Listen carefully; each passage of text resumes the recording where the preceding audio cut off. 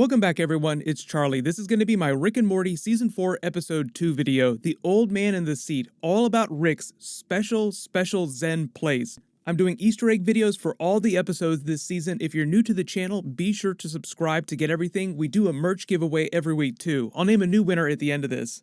Obviously, careful for spoilers from the episode. If you haven't seen it yet, we'll do top 10 WTF and Easter eggs as we go along. Starting with number 10, meet Gluty, Rick's new intern, played by Taika Waititi from Thor Ragnarok fame. We open with the breakfast scene as he introduces Gluty. The writer said that Rick basically wanted a slave, somebody he could order to do all these menial tasks that he doesn't want to do anymore. Normally that would be Morty, but because of the new family power dynamic in Season 4, he can't ask Morty to do all that stuff anymore. So they introduced the concept that Rick totally knows about this dangerous app that Gluty wants to develop because of his species wanting Earth's water and it being their secret takeover plan, but he's too lazy to tell them, which Morty almost breaks the fourth wall when he references later in the episode. Rick was too lazy to tell us about this big plan that we should have avoided. The writers also explained that Gluty was created later in the process of making the episode. They created the High Intern first, played by Sam Neill. You probably recognized his voice, also from Thor Ragnarok as the fake version of Odin. Just a coincidence that he also happened to be in Thor Ragnarok with Taika Waititi. They created his character first, and they needed a bunch of minions around him, and Gluty was one of those characters, or the character that became Gluty, so then they turned him into a much bigger thing and cast Taika Waititi as him. Rick breaks the fourth wall again when he says he's going on a solo adventure this time, this one not being directed by Ron Howard. Summer then gives away his secret that he's actually going to a special oasis where he takes dumps by himself. They burn Ron Howard again when Jerry says he would be happy to have Ron Howard involved in his dumps. The writer of the episode, Michael Waldron, actually said that he based this storyline, Rick going to the secret dumper, based on his real-life experience in the Rick and Morty offices, or at least in the old office that they used to have. Apparently, a lot of the writers on staff have secret phobias of public toilets.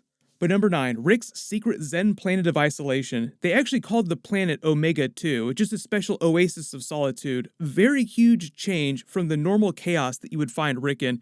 So the writers, the animators, said that everything about this planet was meant to show this other side of Rick that we'd never seen before and all this secret tech that he'd been working on that we hadn't seen yet. But the title of the episode, The Old Man in the Seat, is obviously a reference to Ernest Hemingway's The Old Man in the Sea, but in the context of this episode is meant to reference the special toilet that he has. The episode itself is mostly about exploring Rick's self-imposed isolation, and then Jeffrey Wright, who was the other special guest actor playing Tony, gives him that big speech at the end where he talks about the message of the episode. Although it's kind of a downer ending for him, just like the Unity episode was a really downer ending. Number 8, Jerry talks himself into making the app because he's a total idiot, so he goes to talk to Gluty inside Rick's bedroom, which he's repurposed as some sort of office space now. He's put his cot on the other side of the room and replaced it with the photocopier and the whiteboard. No idea what Rick would need a photocopier for, because if he can beam his consciousness into other Rick's bodies, then why does he need paper to transmit information?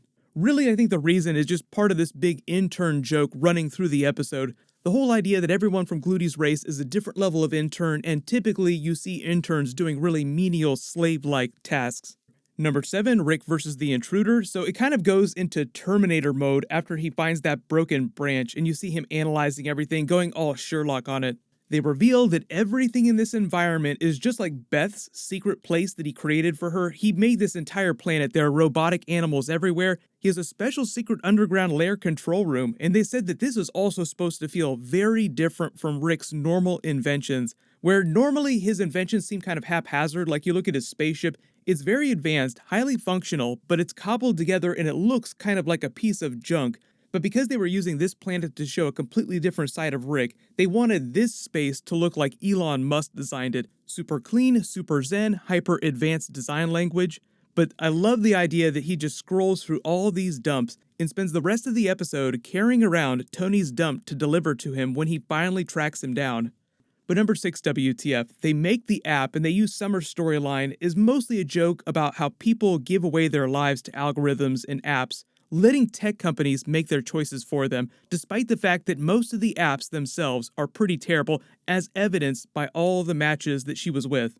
The other part of the story, too, is that the alien race uses these apps to take over planets, but the reason why they're taking over the planet is just because they want their water, which is a bit of a joke on the 1983 V science fiction series, where a bunch of aliens from Mars that look kind of humanoid or made themselves look humanoid wanted to steal all of Earth's water.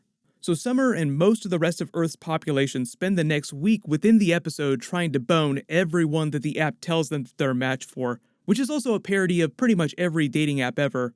I love the way they kind of ease into the craziness, though, because he gives this impassioned speech, and it actually starts out really nice, but then it just devolves into complete chaos with the couple behind them, the wife leaving the husband, sorry, this isn't working out, the husband bailing for another match, and just leaving the baby there, just wondering what's going on. The dude at the counter even switches his sexuality on the dime because the app tells him that he's into dudes now. There are a couple Easter eggs in the background for restaurants that are apparently pretty gross. Like this one says tofung, as in tofungus, and then this other restaurant just says chick belly. Number 5, Gluty takes them to the mothership, so Morty, despite being the voice of reason, somehow thinks that smashing the computer will destroy the app. Morty is smarter than Jerry, but he's still not that smart himself. They turned it into a big, full Morty-Jerry adventure, just like when they went to Pluto together. It's a similar dynamic. Jerry is an idiot, and then Morty spends the rest of the episode trying to talk him down and fix things. You look in the background, you see a couple Easter eggs inside Jerry's office. There's a Titanic poster from the Titanic episode. The golf poster is from the Me Seeks and Destroy episode when they tried to teach Jerry how to golf. And then the ominous beeping app is actually a thing in real life in the real-world app store. Number 4, Rick's quest for the rogue dumper. They have this joke about a mob boss, played by Dan Harmon, who's a fly, running a whole business for species that are supposed to be his predators. He's also a dealer, as he says many times. He has hundreds of thousands of children. You may have also detected the second big celebrity cameo in the episode. It's Pamela Adlon doing her Bobby Hill voice from King of the Hill. Some of the animators on Rick and Morty used to work on King of the Hill too, so there's a bit of a connection between those two shows. So you kind of have to picture a fly version of Bobby Hill buzzing around somewhere. There's another big joke about Rick creating major villains for himself in this fly organization. Like, he doesn't kill them after he left, so they're going to come after him later, just like Zeep Zanthorpe is still alive down in the Tinyverse. They create this whole giant intergalactic conflict, but Rick doesn't care about either of the sides. It's sentient robots versus Crocubot's race from the Vindicators episode, and in order to get that last piece, it's implied that Rick destroyed most of the Crocubot army, completely turning the tide of the war, even though he did not care about either one of the sides. I wasn't sure how far they were going to take this motel scene during the episode where Summer tries to sleep with the dude, but it is implied that they definitely did it, so he's probably going to be arrested the day after this episode happens.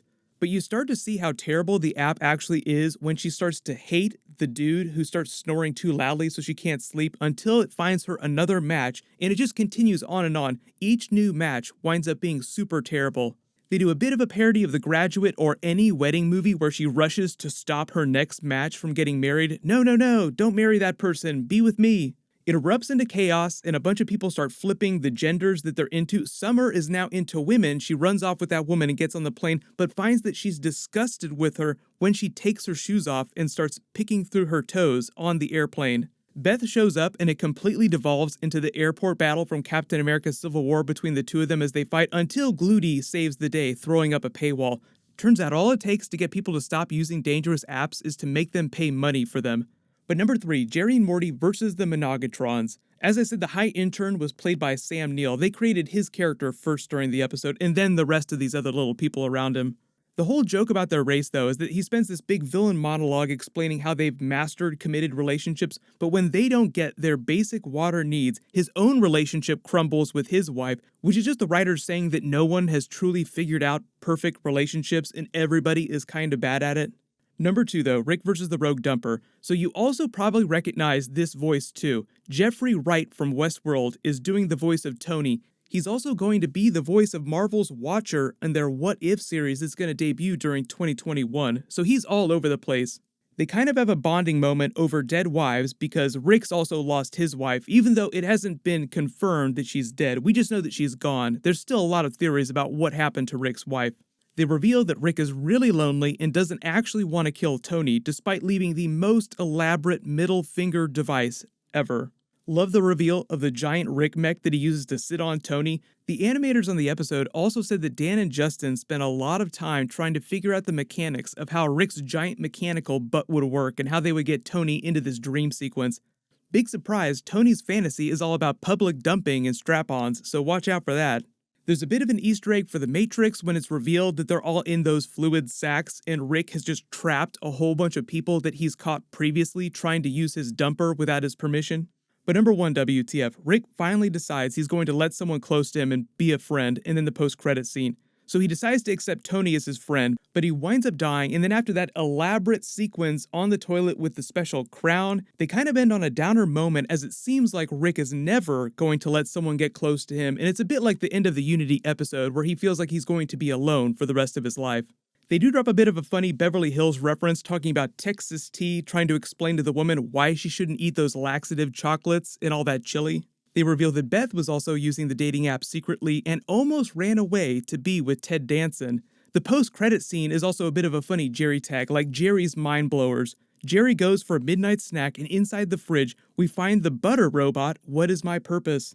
You notice the bully that Morty took out in last week's episode is listed as missing on the back of the milk carton. Remember, he was just floating away at the end of that episode.